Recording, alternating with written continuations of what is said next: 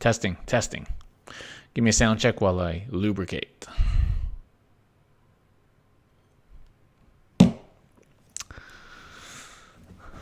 Check me up. All right, we're good to go. Welcome everybody to Canhammer TV. It is February 3rd. February already, if you can believe it. Looks like just the other day it was New Year's, then Omicron hit hard, and now it's February already. Pretty crazy. Shout out to the people in the chat already. We have newcomer Kung Hop, welcome. Asked about the Discord, which I put in the chat. Also, there's a Discord link here. Obviously, you can't click on that, but the link is there. And also Sean Stryker as normal. They're good. General Tyson M and Mr. Funk is here. So welcome everybody to tonight's show. A couple things before we get started onto the main topic. So basement update. So the basement is now fully painted. The walls, that is, and ceiling. Lights will be going in soon. The floor prep has begun, and we will have new windows as of tomorrow. So I give the basement 3 to 4 weeks, when we can start hosting streams again.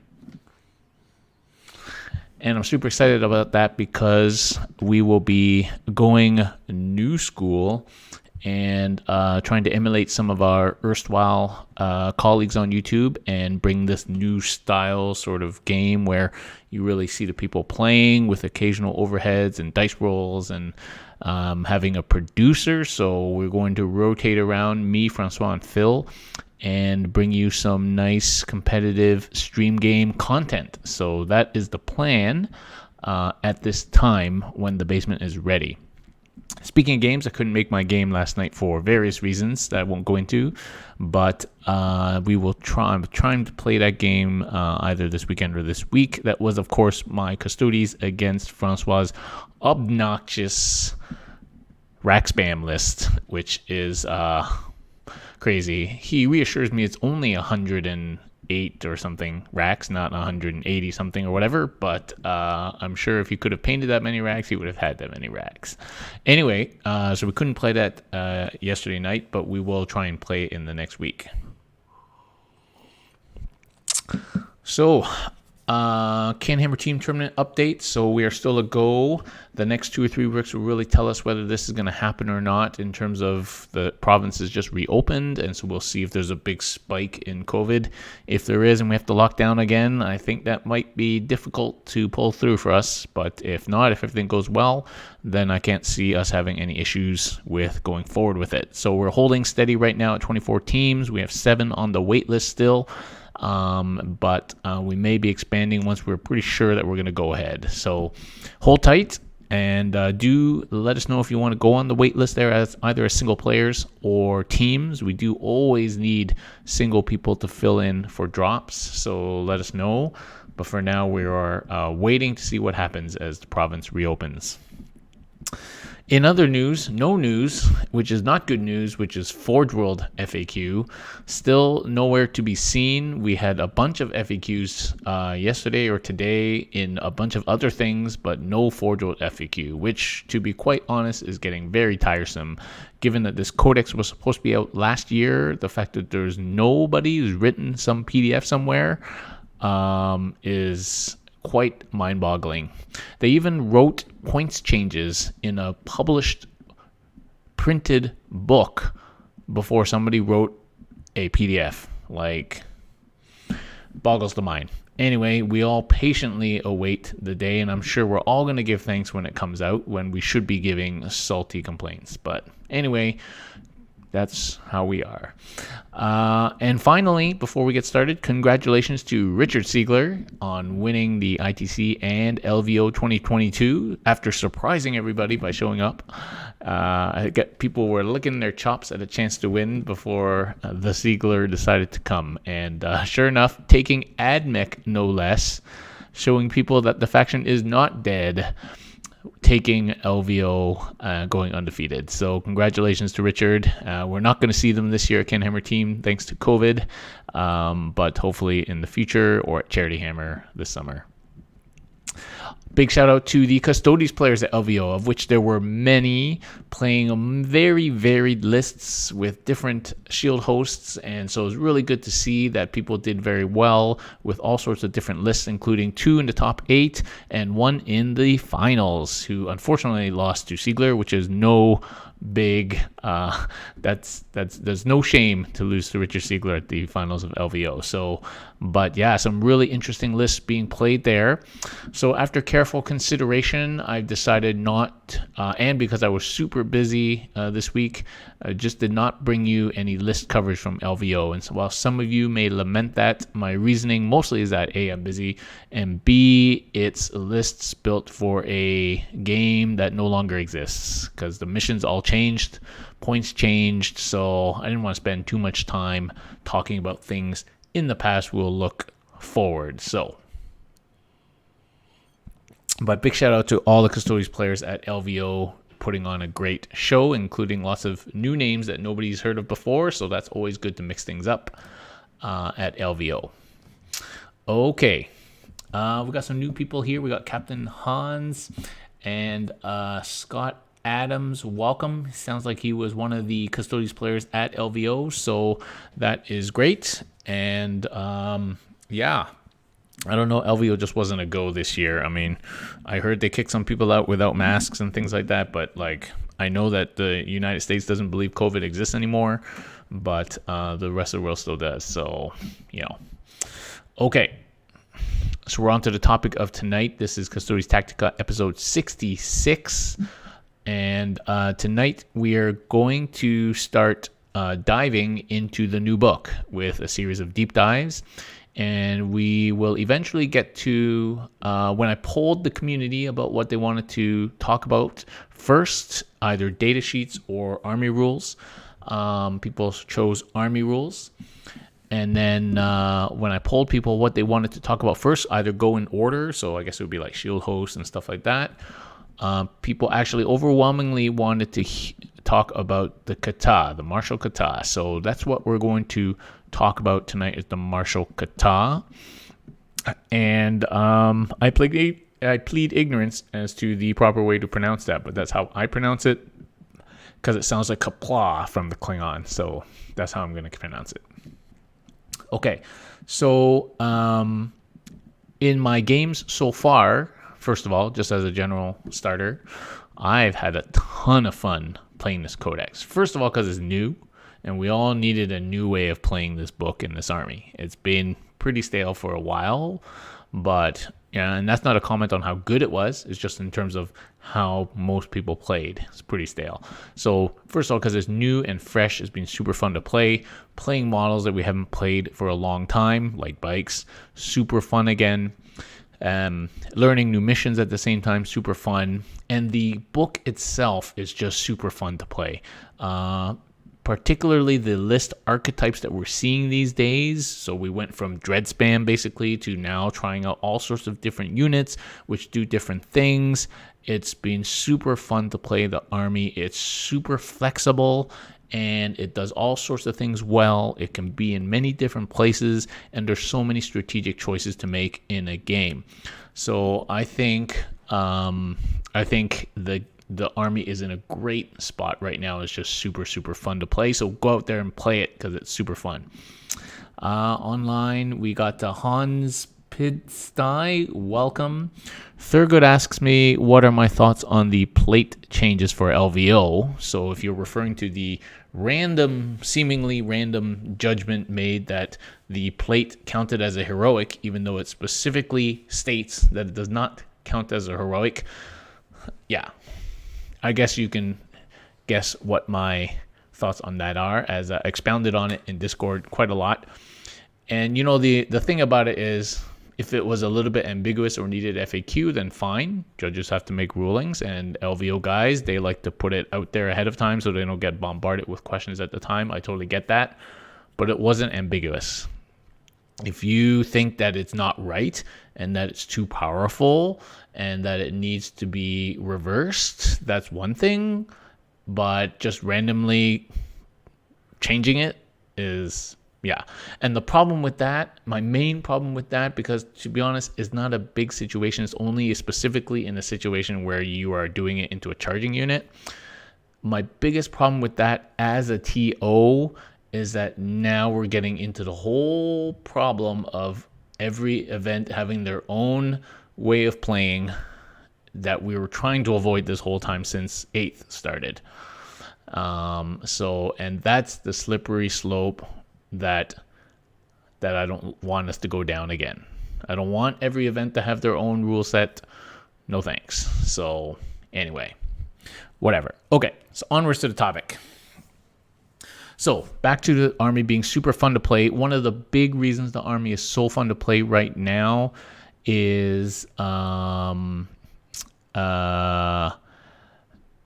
martial katah. So this is basically our new rule that we got and our reward for playing pure, and is basically a set of rules that's kind of a combination of marine doctrines and Necron command protocols. And I think it works great. It brings a lot of flavor to what your army can do. It gives you a lot of tactical flexibility, and it forces you to make strategic decisions at all parts of the game. And I also think that this may be the one thing that separates really good Custodes players from the average Custodes player, is how you pick, use, and manipulate your katah. So specifically choosing your katahs, which stances you pick and when to use martial discretion and on what units. And then the other thing outside of this would be when to use Emperor's Chosen strat. So that's another area of skill. But just in terms of the katah, there's a lot of areas where good players will separate themselves out from average players. And so hopefully you can learn a little bit about it. I'm not saying I'm the master of this. Nobody's the master of this right now. But we can all learn together how to use the katahs effectively. So initially when our codex came out, people were thinking that actually it's still better just to run 2 shield host attachments like double patrol. You give up your katahs, but having the second shield host was the bomb. And I mean, that's kind of a moot argument now because of the changes coming where you can't do that anyway. But I would argue that that would be a big loss to lose your katahs. So I think, that whole argument kind of out the window now. In my play, katahs are extremely powerful. They are potentially the perfect buff you need at the perfect time just to do what you need to do. Just that little bit that pushes your unit over the edge or makes it a little bit reliable or gets it to do something that it couldn't normally do. And in this way, I think it is really, really powerful. But if you mess it up, it could be useless. So hopefully we can gain some insights into how this works. Okay, so speaking of how it works, I have been asked and requested multiple times to go over how the katahs work and not to assume that people know. So it's really not that difficult, especially once you get into it and once you start using it. And what I would recommend, if you don't have them, or if you or even if, like, whatever, you don't have to buy the GW cards, but you should write the 6 katahs down on pieces of paper or use the GW cards, whatever you like. And yes, they are katah cards in the GW, like Custodes cards. So you can have them in front of you, and then when you pick them, lay them down, face down, because they're supposed to be secret, primary, secondary, tertiary, and then put them somewhere where you constantly looking at them, because what I have found already is that you constantly you forget you have those bonuses. So, and then you can flip them over as you go, put them like next to your CPE or something that you don't forget that what katah is active, and put a marker on which stance you picked, okay? Because it just makes it easier for you, at least when you first start using them. So write them down, put it on a little card or whatever, okay? The cards are nice for that. They're very nice cards. I don't know if they're like $20 nice, but they're nice cards. Okay, so here's what you do. You got 6 katahs, okay? And each katah comes with 2 stances, stance 1 and stance 2. Now, don't be confused. You don't have to use them in an order 1 and 2. Maybe they should have called them A and B, or maybe they should have called them, alpha and lambda. I don't know. But they called them 1 and 2, but you don't have to use them in the order of 1 and then 2. Okay? It's 2 options you can use in any order. And what you have to do is basically you have to pick 3 katahs after deployment, but before you roll off to see who goes first. And you have to pick a primary, a secondary, and a tertiary katah, and in that order. You have to decide the order ahead of time. And then in your first command phase, you have to pick 1 stance of your primary katah. I mean, you could go straight to your secondary, but there's no reason to do that. So you have to pick 1 stance of your primary katah to use for that whole battle round. Okay, so that's important. It affects the whole battle round, not just your turn, also your opponent's turn. And you can pick stance 1 or 2 of your primary katah. Doesn't matter, whatever you want. And then in the second battle round, you have the option now of picking the other stance that you didn't pick the first time of the primary katah, or moving on to the secondary katah.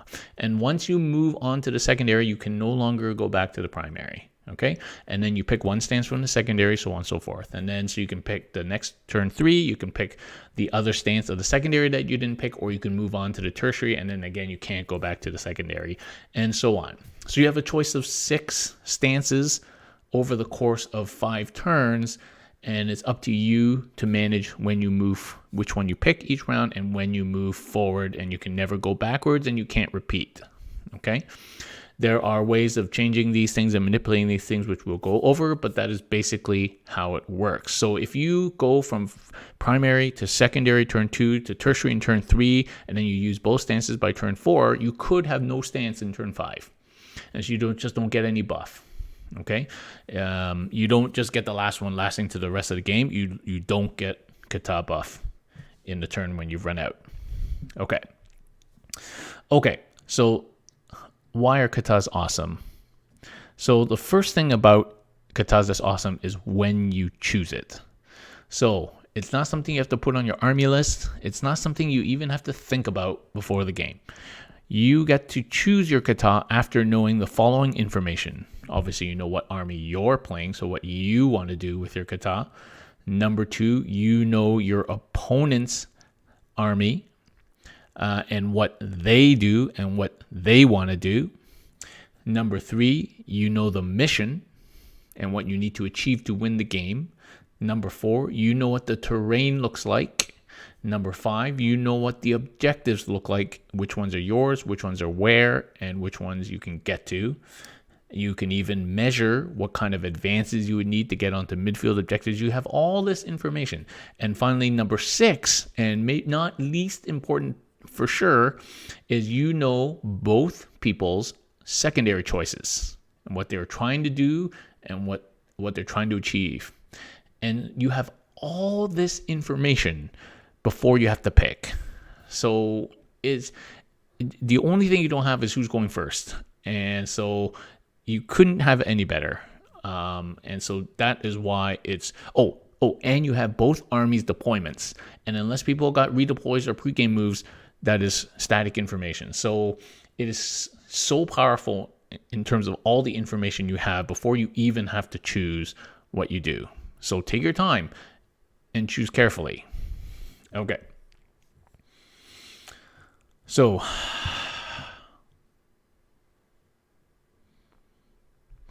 the final thing to say is that when you pick your katah, you're supposed to pick in secret. And when you choose your stance, it doesn't actually say you have to reveal it to your opponent. Now, at the end of the day, it's probably good sportsmanship just to tell them what your stance does that you picked. And it, in effect, your opponent can't really play around the katah buffs to most of the time. So keeping it secret is not really a big deal. Maybe the pattern, the primary, secondary, tertiary, is information that's nice to be secret, but when you actually have picked the stance, it doesn't really matter. So, but it's probably more flavorful than anything else. Okay, So before we delve into the katahs, we're going to talk about ways that you can manipulate this system to your benefit. So legal ways, I mean. So number one, each shield host has a favored katah. So if you are using a favored katah, you can use both stances of the katah for one battle round. So for one battle round, you can have the benefits of both katah stances active. And this does not stop you from then choosing the other katah stance that you didn't pick before you used the favored one. So actually, you can have your favored katah active for 3 battle rounds, just slightly different benefits. So you could pick up the one stance to be, let's say, battle round 1, you pick one of the stances, let's say stance 1, and then battle round 2, you used favorite katah. So now you have stance 1 and 2. And then in the third round, you could pick stance 2. So you can actually have 3 rounds of your favorite katah because it's your favorite katah. So that's super strong. Now, obviously, it depends on what shield host you're playing and which is your favorite katah and what the situation in the game is. But right now, for example, with everyone playing Emperor's Chosen and everyone having Rendax as their favorite and there being a lot of vehicles and monsters in the game right now, being able to trap out 3 rounds of Rendax is pretty nice. So, that's good. If you're playing a super fast emissaries army and now you got like Conservai going. I think that's the favorite one. I can't remember. Anyway, whichever the shield host is with Conservai, that lets you do all the actions, and then now you can run that. Now you can do a lot of actions, banners, and stuff, and still be pretty efficient about shooting and things and moving. So there's a lot of play with the favorite katah. Actually, at first I was not particularly impressed when I read the codex at how much benefit you would get from having a favorite katah, but actually now that you think about it and you've played it, it actually can be very vital. So I don't think it's still a reason to pick one shield host over another because the shield host rules themselves are super powerful, but it's definitely a bonus if you sync up well with your favorite katah. And generally, the katahs fit well with most of the shield hosts, although some fit better than others. Okay, so that's the first way to manipulate your katahs is the favorite katah. Okay, the second way is the Master of Stances Captain Commander trait. So this is only for the foot captain and lets you basically every turn pick a unit that benefits from having both stances. While this is strong, it does require you to run a foot captain, and right now, if you haven't noticed, our HQ slots are super powerful, and even with this ability to manipulate katah, it does not seem like people want to run the foot captain. So we may not see the benefits of this trait very often just because the foot captain itself is not one of our strongest HQs, which is a shame because I think that would be very cool to double up. So basically have favorite katah on one unit every single turn. I think that's pretty good. But I don't think it's good enough to justify running a foot captain over our other HQs at this time. But that is another way to manipulate the katah. Okay, the next one is martial discretion, or as I like to call it, martial indiscretion. Basically, this is our stratagem for 1 or 2 CP, depending if you're 4 or less models or over 4 models in a unit. And it's nice that it's 4 for this strat. It lets you change the active stance in order to pick on another stance. And this can be any stance, including one that you've used already. So this is obviously super strong for one unit, okay? And I suspect that you will be using this stratagem many turns in every game. This is going to be one of your most used stratagems in the book, is changing katahs for a unit at a time. And the trick to it, though, and again, as I said, this is probably what's going to separate great players from average players, is you need to do this in your command phase. So you need to plan for your own turn and your opponent's turn. So sometimes you might be changing your katah for offensive purposes in your own turn. sometimes you may be changing katah for defensive purposes in your opponent's turn based on what you think they're going to do. So that's the skill in using martial discretion and picking your katahs and which unit to put it on at what time. So, but this is one of the most common ways we're going to use to manipulate katahs is martial discretion. And don't forget, they lose the benefits of the stance that you've left. So you got to take that into account. Okay, the final way of manipulating katahs is the Master of Martial Strategy Warlord trait. So this warlord trait basically allows you to change the order of the primary, secondary, and tertiary katahs, but you can't redo and use the same stance. Okay, so this is basically you can change primary to secondary and swap them around, or secondary to tertiary, or primary to tertiary if you want it. And this is an auto trait on Trajan, and many people are taking Trajan these days, so you will basically always have this warlord trait. And the likelihood is that you probably hopefully won't have to use this trait very often, because it's basically implying that you kind of screwed up, that you picked the wrong order and now you need to switch it around to save yourself, which is okay. It's great to have that fallback, super good, but hopefully you won't have to use it very often. Now, of course, opponents can do things that throw you off, or the game state can really go 180, in which case you might find this very useful. But I would suggest that it's probably not something you use very commonly to switch your katahs around. If you're finding you're constantly using this warlord trait to switch your katah order around, you probably should just learn to pick the order better, or reevaluate how you like to play, because maybe your katah choice is not really meshing with the way that you want to play. So, yeah.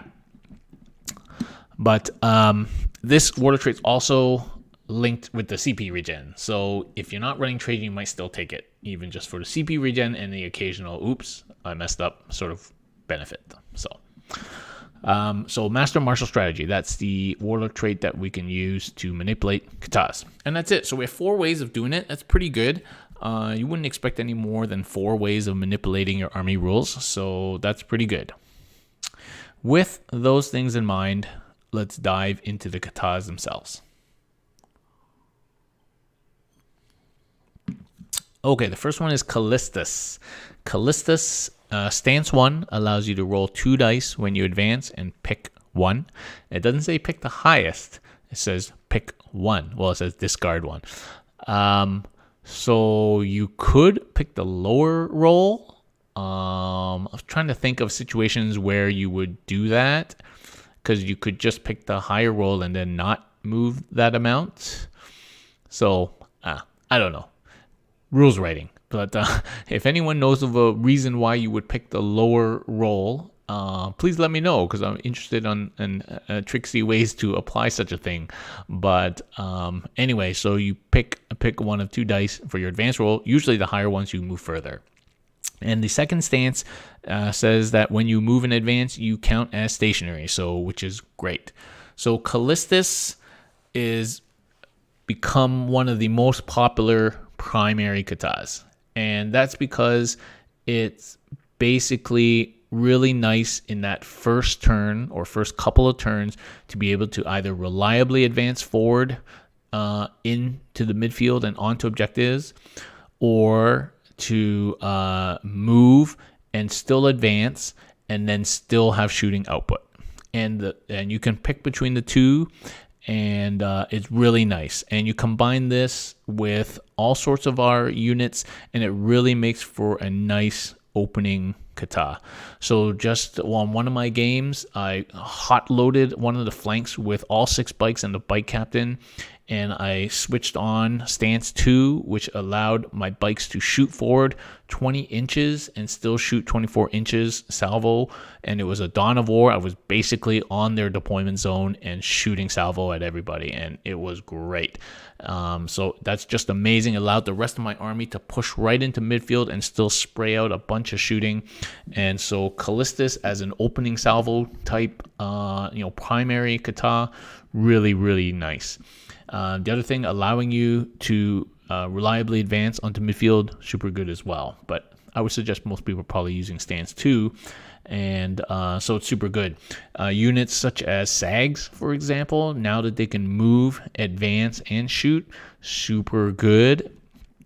And with only one, I think all missions now only have one objective in your own deployment zone, and games being played right across no man's land, being able to get into that zone and hold space and still do something is super great. So I think Callistus is a really good primary katah. Now their favorite shield host is Solar Watch, which really emphasizes big movement and advancing, and bikes are now going 21 and shooting, and so that really thematically meshes well with the Callistus katah, and that's probably one of the nicest shield host katah combos in terms of meshing together. So I think Callistus is a really strong primary katah to be running. Now, would you ever run it secondary? Well, it kind of depends on the shape of the game. Probably not, but you might consider running it tertiary, or if you're going second and the enemy is right on top of you and you had Callistus 1 and Dacatarai 3 tertiary, you could Trajan that so that you have Dacatarai while you're getting attacked, and then at the end of the game, when they're mostly dead and you're still alive, now you got your reliable advances to get places, or you can advance and shoot to get places and still shoot. So I could see situations where you'd want to run Callistus tertiary, but that's probably not something you planned out ahead of time unless you're really planning on castling, which would be a weird way to play. So I think usually it's going to be primary, maybe secondary, and then you might occasionally in weird aggro matches end up switching it to tertiary if you needed to, like if you were getting hammered turn 1 like in combat and you couldn't move. So that's a nice way of using Trajan's Water Trade if you needed it. But unless you're facing an army like that, you probably end up playing Callistus as your primary katah most of the time. All right. We will at the end talk about what I've been doing, but we'll just go over them individually first. Okay, the next one we're going to talk about is Conservai, and this one is basically our action katah. So stance 1 allows you to do an action even after you advance or fall back, which is great, and stance 2 allows you to do an action and still shoot. And so both these are great benefits that lots of armies have that allow them to be action efficient, so still do things and move places while doing actions. And so it's great that we have it as well. I thought we would get a strat like that, but it's nice. This is a good substitute and really adds to the depth of the katah system. So being able to like shoot your army forward and advance and then still do actions is really good. And the ability to do our army is small. We have very small number of units, and so for each unit we want them to do at least 1 or 2 things per turn, move, shoot, move, fight, move and do actions. And so being able to do these things and still do actions is really increase our efficiency for our small number of units. And the other thing to say is that the missions have become very action-oriented. A lot of the primary missions now require actions. The secondaries, obviously, lots of actions. And so with more and more things becoming action-based and midfield action-based, being able to move and still do actions, or do actions and still contribute to offensive output, super good. So actually, Conservai, I think, is a really strong katah for very specific purposes. So I think if you're going to play an army where you're going to move up strong and do actions and still want to shoot, like a unit of SAGs or a biker captain shooting into the deployment zone, then I think Conservai could be a good primary katah for your army. Now, this is really good for banners, for example. You plant your own banner, you get 2 units forward, advance them onto the midfield banners, and plant 2 more banners. That's 3 banners down turn 1, which is really nice, something you would not be able to do normally. So I think Conservai is a definite consideration for primary katah. Now, Could you use it also secondary or tertiary? You definitely can. I mean, it depends on what kind of actions you're planning to do. If you're planning on doing more like teleport Homer later, like turn 2, turn 3, turn 4, and you want those units to drop in and do the action and then still shoot, then for sure you might save Conservai to secondary or even tertiary. Or you're backloading your actions to later in the game, turn 3, turn 4, turn 5, then maybe it's a tertiary option for you. So I think how you use, if you choose Conservai, depends if you want to do actions. If you don't want to do actions, you don't need Conservai at all. And trust me, if you're just trying to do the actions for like the primary on the new missions, you don't need Conservai to do that, because you don't need too many of those to max your primary, okay? Especially if you concentrate on holding objectives. So don't take Conservai just to do those new mission primaries. Only take it if your game plan involves doing actions a lot. And if you do that, then you got to make a decision when you're going to be doing the majority of those actions in terms of whether you take it primary, secondary, or tertiary. Okay, and then you just pick. And of course, you got Trajan to back you up if you need to switch it around. But having this katah is like super, super utility, super flex, super useful. All right. Let's see on the chat. I don't think anybody's saying anything different. DTH is in fact deploy teleport Homer and not double Telemon heavy.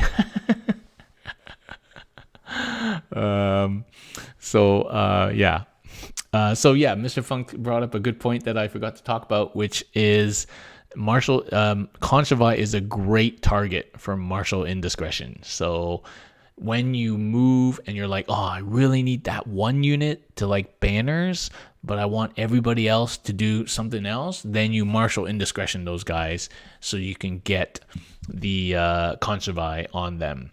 Now, there's this controversial thing about using stratagems on units that are in deep strike. I personally don't think it's allowed and will be FAQ'd, and I've asked GW to FAQ it, but I understand raw it's allowed. So you could martial indiscretion like an Alaris unit that's coming in that turn, and then they can do an action and shoot, or like a unit of Dacatarai or whatever it is. But so there's that too. But yeah, it's going into Conservai is a nice target for martial discretion for sure, because it doesn't affect the rest of the army that's not doing actions, right? So it seems a waste to spend it on the whole army unless there's multiple units that need to do it.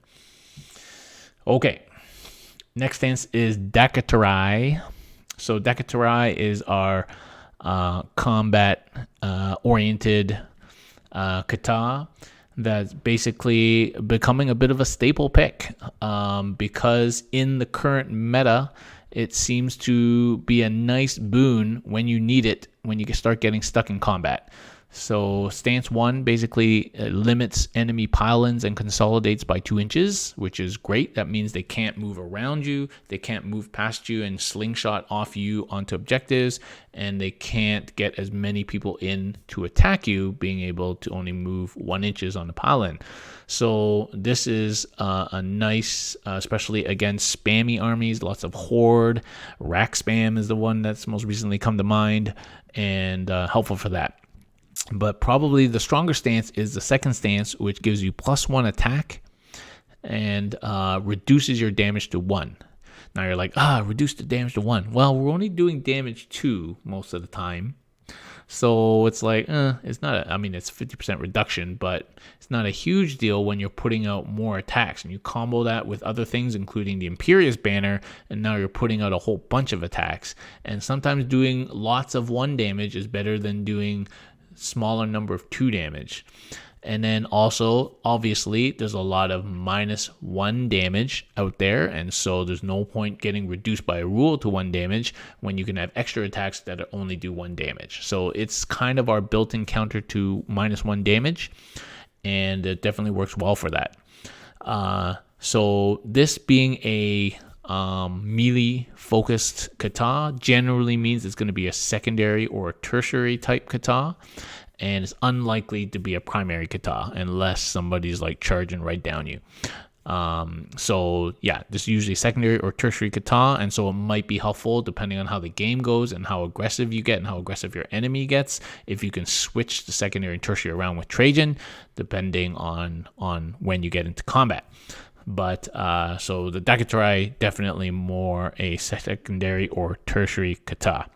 Now the Dread Host favors Dacatarai, and of course Dread Host has a warlord trait for exploding sixes and extra AP on all your attacks. So you could see if a crazy horde meta coming out, we got NIDS, GSC, guard, stuff like that. If that stuff all comes out and comes to pass, maybe demons, then you could see dread lists running Dacatarai, 2 turns in a row of the second stance of Dacatarai can really help you chew through a bunch of horde. So you could see that happening with exploding sixes, extra attacks with exploding sixes. Like you could see that happening as a list if that kind of meta really comes around.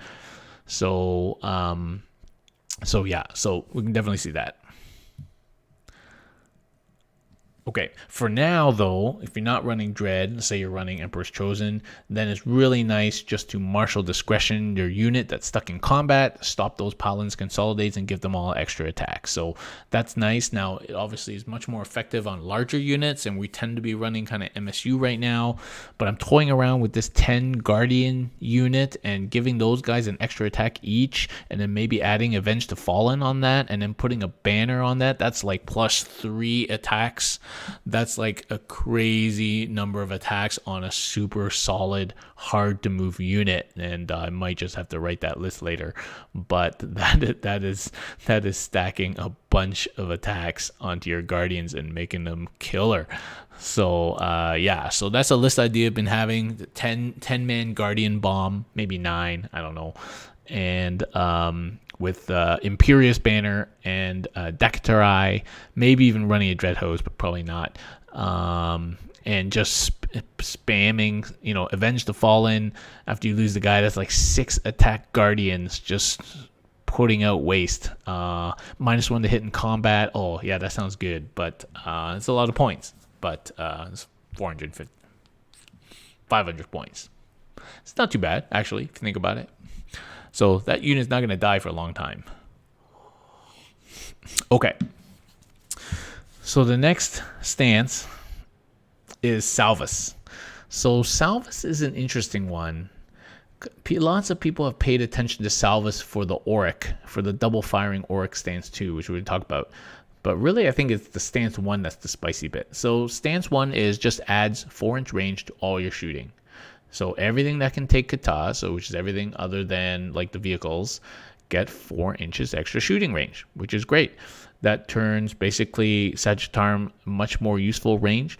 It turns a 24-inch shooting like Salvo and your normal guns into 28 and increases the double fire to 14. I mean, especially early in the game, like extra 4 inches, you know what they say about an extra 4 inches. So, that's nice. That's super nice. So if your game plan is to sit back a little bit and pepper your enemy with some firepower for the first turn or two, picking Salvus could be, you could go worse than picking Salvus as a primary.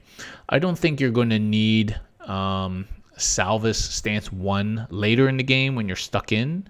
But early in the game, Salvus stance 1 could be a pick for you if you're a very shooty army with like sags and a bunch of stuff like that. So Salvus stance 1 could have that role. Stance 2 is where your Auric weapons, which are the built-in weaponry like axes and spears and stuff like that, can double fire if they didn't advance. Now, while much ado was made of this, I don't actually think it's super awesome. But if you have a whole bunch of 10 Guardians, for example, now you're double firing those guys. It could be a thing. And definitely stance 2 is probably the more useful target for martial discretion later in the game when you just need to put out more firepower to clear things away. And remember that those sword guys, those are pistol weapons and they can shoot in combat. So again, 10 Guardians, double firing, so 4 shots each. pistols into combat and then fighting, unit's going to kill a lot of things. And 2 damage, our shooting 2 damage is so good. I don't know if you've noticed that, but it's so good. So Salvus Stance 2 definitely has more general utility across the range of the game than the 4-inch range, for sure. So overall, I feel like Salvus is probably, unless you're running a very shooty army and you want to run it as your primary, probably Salvus is a martial discretion target for specific times in the game when you need Stance 2. That's probably what Salvus is going to be best at. Now, we don't know Forge World if the spears, the special spears and Venatari lances get auric weapons. Of course, we're waiting for FAQ for that. If they do, there might be some play from the Forge World spears, although they are much more expensive. Venatari lances getting double shoot is pretty nice. I don't know if you noticed, they're pretty nice shooting. And it's basically like an old school, almost like Superior Fire Patterns used to be. So that could be a thing for especially martial discretion target. So just basically like it's going to cost you a CP again to make them double shoot. So we'll have to see. We're waiting for the FAQ. But those are potential targets for martial discretion Salvus shenanigans. So, man, I'm really talking myself into this 10-man Guardian unit list. Sounds like... Sounds fun. Sounds fun. Okay. So that's Salvus. Okay, Rendax. So,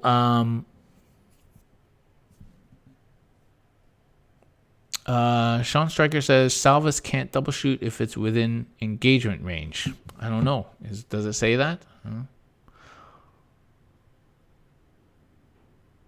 don't know. Somebody have to check that for me. I don't think it said that, but because pistols can shoot in engagement range. It just says auric weapons can double fire if they didn't advance. I don't know. Okay, Rendax. So Rendax is actually. It does say if not within engagement range. Okay, so my pistol idea is gone, but no biggie. Rendax. So stance 1 of Rendax is auto wounding on 6s to hit if against vehicles and monsters, and then +1 strength against vehicles and monsters in melee if you charge or you're heroic. So Rendax is quite obviously our anti-vehicle monster katah, which right now is super useful, and so Rendax has been in my choice of katahs every game, usually as the secondary, because I predict that's when I'm going to start hitting vehicles and monsters in the 2nd to 3rd turns of the game. So and it has been very useful for that when I've remembered it. I gotta say, with Salvo these days, I don't even remember this, and they still do work. So, but yeah, obviously auto wounding on 6s to hit. You're fishing for 6s, so it's more efficient when you have in combat. Probably when you have more attacks, it's probably not that efficient with just like 3 salvo shots. But it is definitely efficient in combat to fish for those 6s for sure. And then +1 strength it's great. It's situationally great. So obviously you have bikes that already do +1 to wound, and so being +1 to wound and +1 strength at strength 7 almost always pushes you to 2-ups to wound, which is really nice on the charge. That is, it activates in the same circumstance. Just plain up straight 7 against toughness 7, giving you +1 strength now takes you down to 3s. And same with strength 8 axes against T8 now takes you down to 3s. We have Slayer for +1. So Rendax does definitely help on these tough vehicle monster targets. And a lot of people right now are playing Emperor's Chosen, which is the favorite katah for Rendax. And so being able to triple dip stance 1, 2, and then back to 1 or 2 with the favorite katah is really strong against these lists. And so I think that's why you're seeing a lot of Rendax right now and a lot of Emperor's Chosen, because those two go really nicely together into the current meta. So yeah. Now, I've been running this as secondary, but there could be situations where you run it as primary. For example, in that game against Phil where I had to kill the 2 flyers on my first turn in order to not get stuck in my zone. I Rendaxed first turn, and then brought it back later with the indiscretion. And of course, you can indiscretion again for kind of 3.5 turns for 1 unit to have the Rendax. So really good targets for martial discretion if you don't happen to be in Rendax at the time, especially in melee. And you could use it as a tertiary if you feel like you're going to be a bit more unaggressive, or that you're not going to get to the enemy until like 3rd or 4th turn. Then you could run it as your tertiary as well. So Rendax overall a great katah that fits the meta right now. If the meta completely shifts away from vehicles and monsters, then we will probably end up dropping Rendax, but there's no big deal. So a real good tool to have right now. Okay, Kaptaris. So Kaptaris is the one stance I haven't used yet. It is so stance 1 gives the enemy no hit rerolls against you in combat. Okay, and stance 2 is roll off for enemies to in order for them to stop them from falling back, you got to roll off. Now, I'm not super impressed with Kaptaris, although I can see the utility. So no re-rolling against you in combat is obviously good. Of course, we have Old Spice strat for 1 CP. So you either run this for your whole army, which probably not going to apply to everybody, or you spend a CP to discretion this when you could just Old Spice. Now, you could then spend 2 CP and then be able to kind of Old Spice 2 units, but generally this didn't seem that good. Maybe if it was no rerolls or no rerolling damage or something other than rerolling hits. I don't know.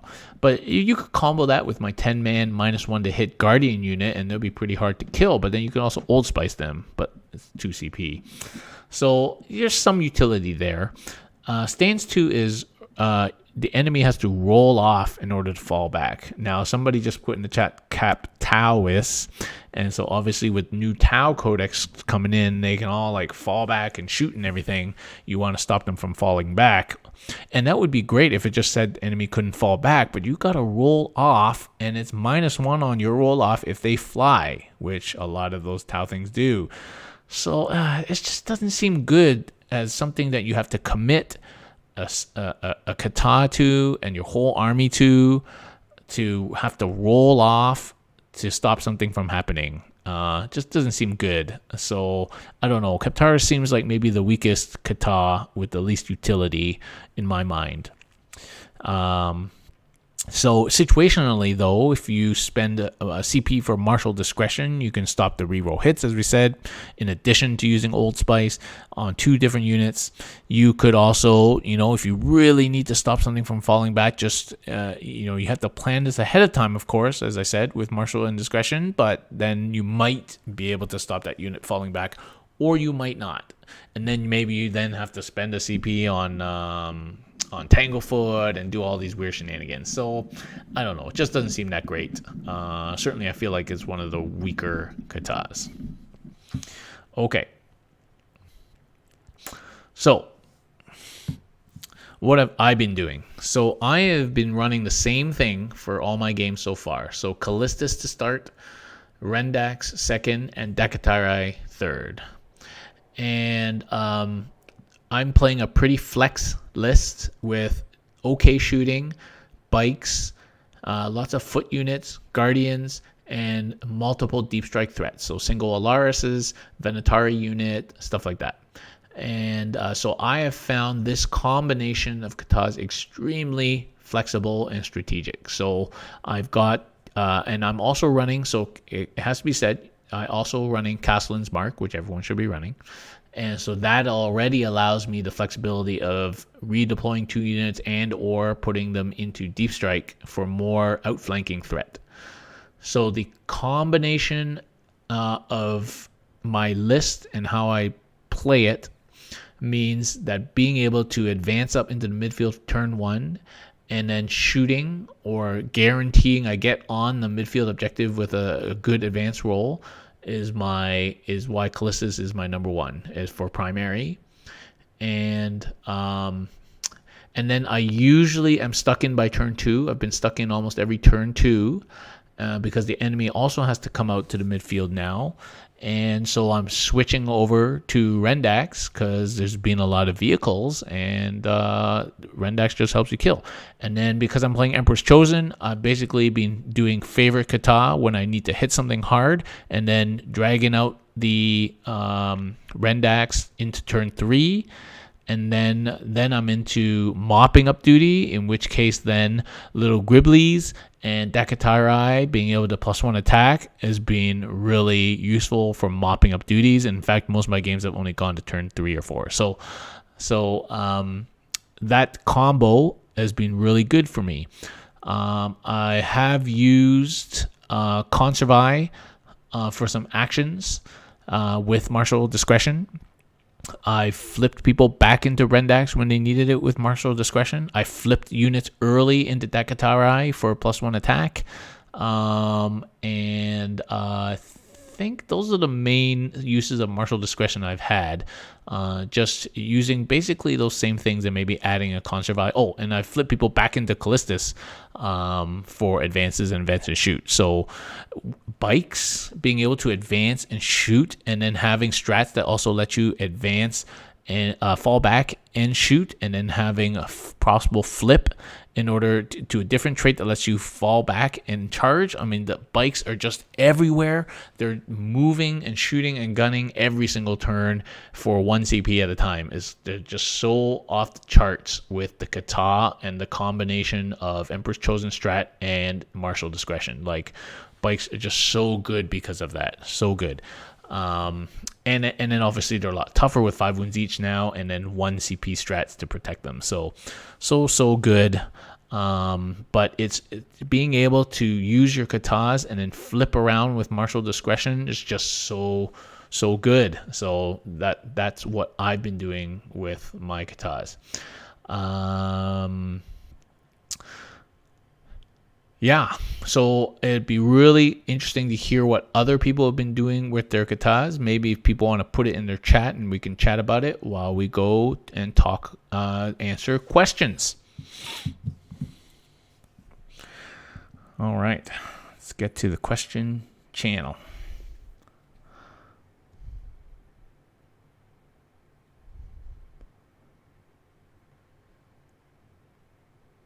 Okay. Is there a point to each faction's preferred katah that I've missed, or is it fluff? Well, I mean, I guess they tried to match it up fluff-wise, and some of them match very well, and some of them are just like, well, we only got this katah left, so you guys have it. But they tend to match up pretty well, kind of fluff-wise, and with how they like to play. I like to think I actually did a decent job of that. Jan 30th, Swords tomorrow. Okay, do you see Aquiline Shield being considered if Spears and Venetari Lances get Auric, since their preferred katah is Salvus? I don't know. There's not enough in Aquiline Shield to justify picking the whole shield host just for 1 katah. As I've already said, I don't think you should pick your shield host based on the favorite katah.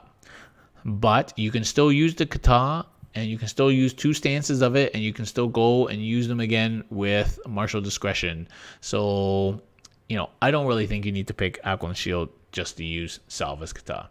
How do you feel about Salvus as an opening primary katah? Yep, so we talked about that already. For each katah, which unit likes the katah best? Also, does it line up with the shield host? So we talked about lining up with the shield host. Each unit, which katah do they like best? I think we covered that in terms of which units like which katah is good. Makes a good argument for the Stance Master Guardian Shield Cap. We definitely talked about that. Are katahs critical? I think you would be giving up a lot by allying in Scions, for example. You really got to think what you're giving up in order to get a little bunch of T3 guys dropping in, especially when we got things like Alaris and stuff like that these days. So I think there's lots of reasons not to ally these days, to be honest. Okay, what katah effect is missing without getting too wish listy? Well, I would have loved the katah to fall back and charge, but we already got that in a trait, so that wasn't going to happen. fall back and shoot for bikes. We got in the strat, but it'd be nice if a whole army for a turn could fall back and do stuff. And as I say, it would be nice if Kaptaris was just stop fall back instead of rolling off. I personally felt that despite just getting buffed to leadership 11, we really have nothing in our book that utilizes this superhuman leadership for anything other than that one Vexilla thing. So it would have been cool maybe to see a leadership effect in one of the stances. Maybe Kaptaris could have been like, roll off, add your leadership, and if you win, they can't fall back. So as a way more reliable way of stopping fallback, also utilizing our improved leadership. I think that would have been really nice and fluffy. Use this new leadership 11 if the fallback effect was leadership based. So yeah. I mean, you could have made the whole Kaptaris leadership based. You could have said if your leadership is higher than anyone else, which it obviously is, then they cannot re-roll or something. And then they can't fall back if you roll off against leadership or something like that. I don't know. I think it just a missed opportunity to use our leadership 11 for interesting rules. Okay, Glorak, what would be your standard array for your katahs? So we talked about that already. How much does your preferred katah dictate your shield host choice? I talked about that. For fun, how many different ways can you pronounce katah? Katah, I've heard. Those are the two main ones I've heard. I haven't heard anything. I'm not sure how you would pronounce it. Katah, I guess, or kateh, or kah. I don't know. How do you think are all the top LVO lists using 3 wardens? So I use 3 wardens, and they're quite good. I mean, they're just tough-ish unit, not as tough as Guardians, but same cost. They're the cheapest way of getting axes. And the bodyguard rule, as it is right now, is a little bit stupid. So you can just hide in a ruin and bodyguard Trajan standing 3 inches in front, and Trajan can't be shot, and then he can go and do crazy things.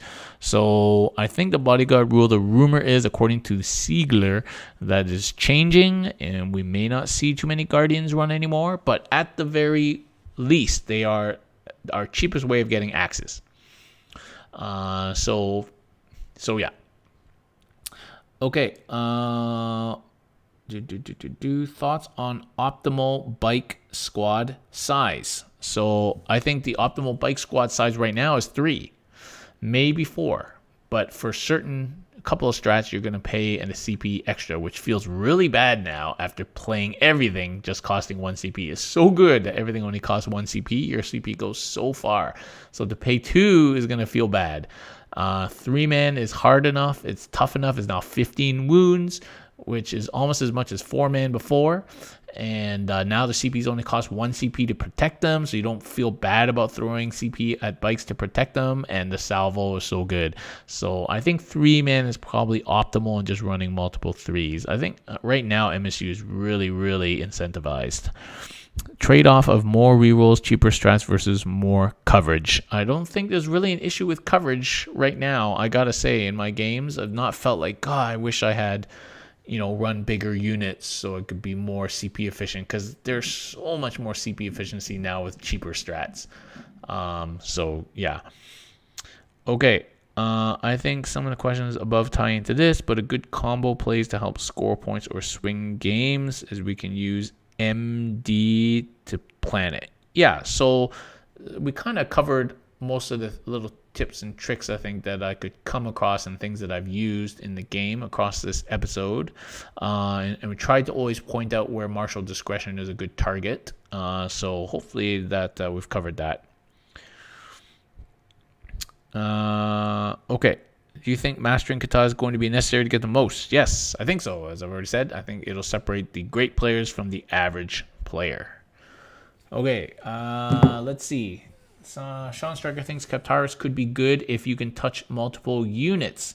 Yes, like my big guard idea, but I still don't like the roll-off. And I really like my leadership idea, actually. Kaptaris could be good if your single unit can bad touch multiple units. They will all need to roll off. Yep. Kaptaris is sweet to pop turn 1 if you expect to be charged. Sure, I guess. Yeah. But even then, it's like turn off rerolls. You could Old Spice. It's the beginning of the game. You got lots of CP. Or stop them falling back and you still have to roll off. And they may not want to fall back because they charge into you. There's like their suicide unit. So, I don't know. Scott Adams, what shield host works better with vehicles? I'm assuming like if you're using vehicles, and by vehicles I guess you mean tanks, not the dreads. So I think Emperor's Chosen works really well with our vehicles because they have low number of shots and you want them all to hit and all to wound. So having that Artisan's reroll is super nice with our Storm Cannons. And that's all the tanks and the Telemon. Super nice. I'm not talking about the Flyers at the moment. So I think the tanks really like Emperor's Chosen for that reason. Now that SK doesn't work on vehicles, there's no reason for tanks to like SK. Obviously, emissaries. Actually, I don't think you can move a vehicle with the emissary scout move. Palace tanks are just useful in general, regardless of shield host. But Emperor's Chosen makes the gun actually do stuff, as opposed to like whiffing a couple shots. So yeah, I think Emperor's Chosen probably the best shield host for vehicles, because so many rules that we have exclude vehicles, as is the trend in the game right now. So yeah. Luke Schneider against Black Templars, for example, uses rerolls. That's about the turn 1 Kaptaris, yeah. All right, people. That's an hour. Thank you very much for joining. Thank you for following and be part of the community. You can join the Custodes Discord. Please join us. It's a thriving, very positive community where we talk about Custodes all the time. Thank you for watching and following, subscribing, being nice, being in the community. Thank you to my patrons. And hope you enjoyed the show. We'll be back hopefully next week with either another Tactica or the return of the podcast. And then I think in 2 weeks, I'm doing the show with Jeremiah, aka Battle Juice, on missions and matchups after we've had a chance to play a bunch of the new missions. So do tune in for that. We'll give you guys plenty of notice when that is. And that's it. So thanks very much, guys.